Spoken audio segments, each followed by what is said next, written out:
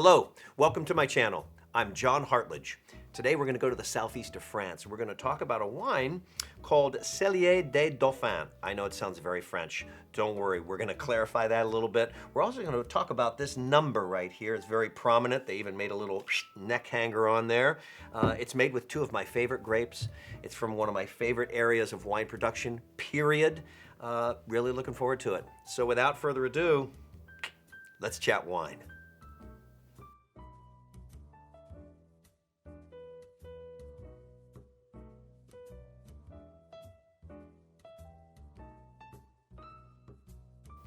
So there's a little bit of history here. First of all, I'm just going to tell you how I even found this wine. I'm in the shop and I'm walking around the aisles just trying to get some inspiration because there are so many wines that I love to chat about. I mean, every bottle, as I've said, has a story to tell. And just the name alone has a story to tell here. But I just saw this end cap and it had a big stack of these bottles. And the bottle shape itself is a classic French bottle shape from southeast France, the Rhône area. There are villages and production areas that use this shape bottle. It's a traditional shape. And I saw it, it looked attractive, nice label. It was $13, $12.99. So I thought, well, that's pretty good price for one of the Rhône style wines. It's a reserve and has a 97 rating. And then I saw that it's two grapes, two of my favorites, Grenache and Syrah. So I said, Grenache and Syrah, south of France, actually Rhône, not just south of France. And with that high rating, I said, that's worth a look. So there are a couple things to think about here. The name itself has a great history. So Cellier des Dauphins, if you do a Google French translation, that would translate as dolphin cellars, the cellars of dolphins, like the mammal dolphin. But actually, Dauphin, D-A-U-P-H-I-N or I-N-S. Dauphin is kind of a shortened version of the original term. The original term was Dauphiné, with an E instead of that S on the end of the word. And the Dauphiné was an area in southeast France that was controlled by one of the kings. And this is going back to the 1300s. So in the 1300s, that king kind of controlled that one area and then actually stated that his son, his oldest son, the crown prince, would be the heir apparent for his lands and his authority as a royal figure. And from that point on, the Dauphin was the designate that the French referred to the crown prince. And that was, a couple of hundred years until the French Revolution. The French referred to the Dauphin as the heir apparent to the French crown. So it has a really interesting history. And this area of the Dauphiné is within the Côtes du Rhône. And so a group of producers in the Côtes du Rhône decided to produce or put together a collective of winemakers and a collective of wine producers.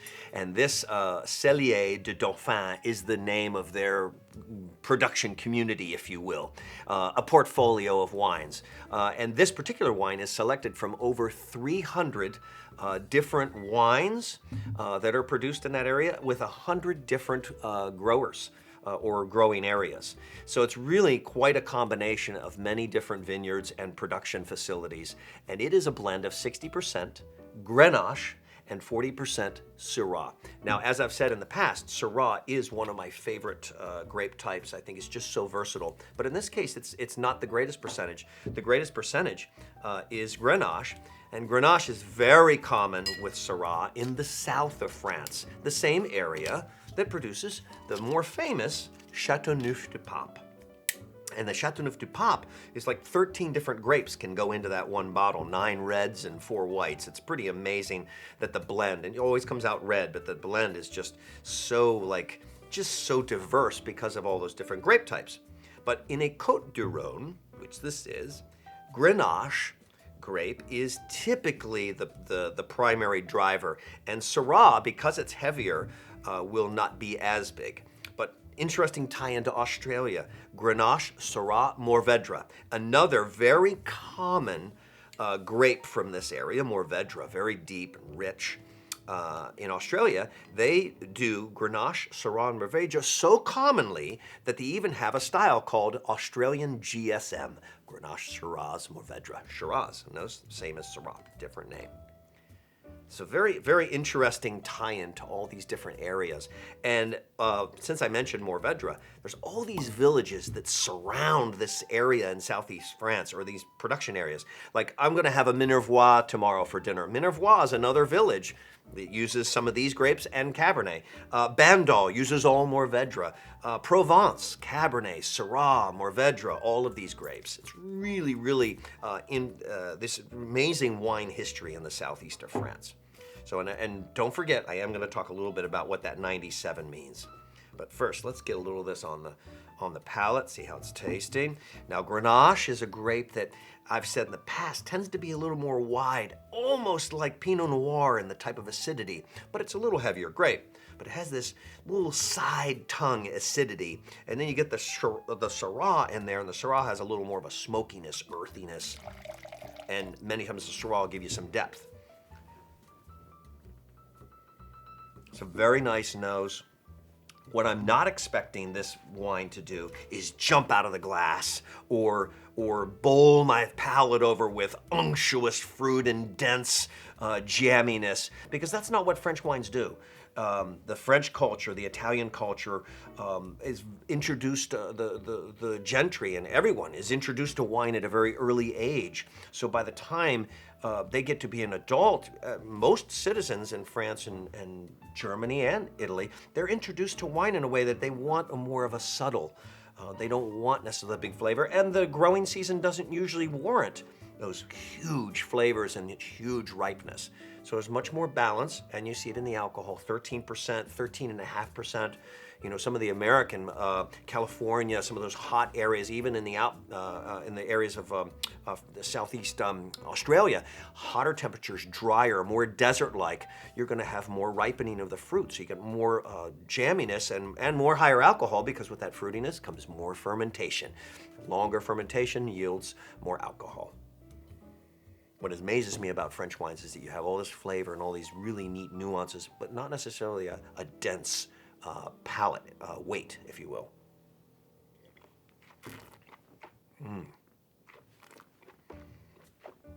So again, not heavy, not jammy, but pleasing.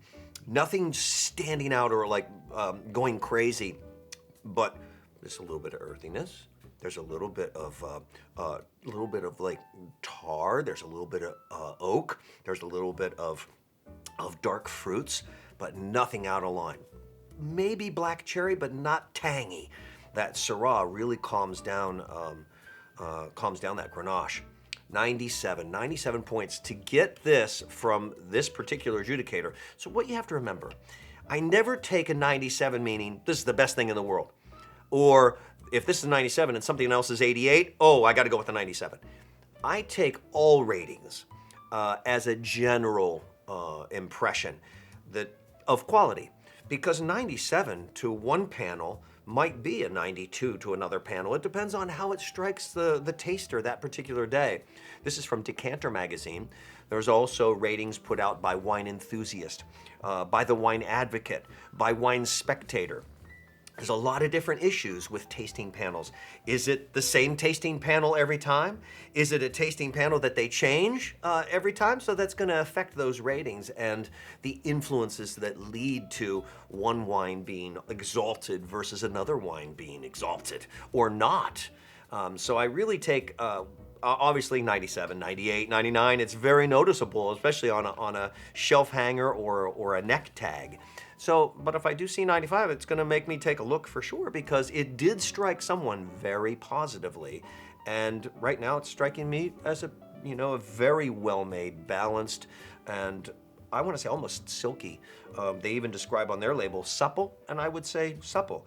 The group that brings it into the United States is a portfolio of buyers called Monsieur Touton. Monsieur Touton is very well known for selecting really good wines. And that you'll see on the back label. They're out of New York. It's called Monsieur Touton Imports And that's another little mark of quality. And you can see who the importer is, and you get to know some of those importers and know that, hey, they're pretty particular about what they decide to bring in. But the Cellier du Dauphin Reserve, and this is a 2018. So at the time of this filming, this is pretty young. So I'm going to give it some breath with my little aerator here. Oh, I love the gurgle, because the gurgle means that air is being forced right into that liquid. So we are oxidizing or aging the wine prior to serving.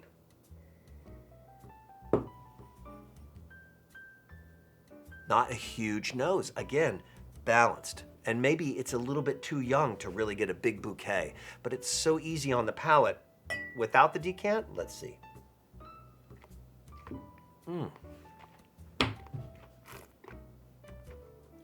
I have to say that was dramatic. The difference is absolutely dramatic.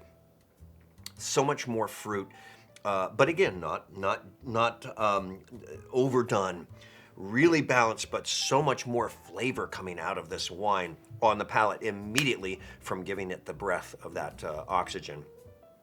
For the $11, because I've seen it on sale for $10 or $11, but in that $11 price point up to $14, this is a fabulous, fabulous value. A wine that I feel would be better with food, only because it just feels like something that would accompany and bring out other flavors that you would combine with it.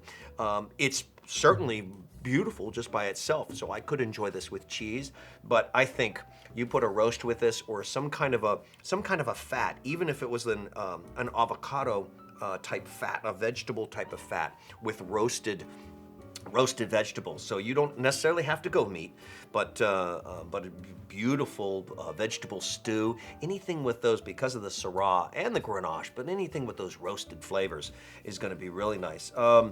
Roasted fowl, this would be really nice because it does fill in on the palate this little supple aftertaste and texture. It's really, really quite pleasing. So here it is. Cellier du Dauphin.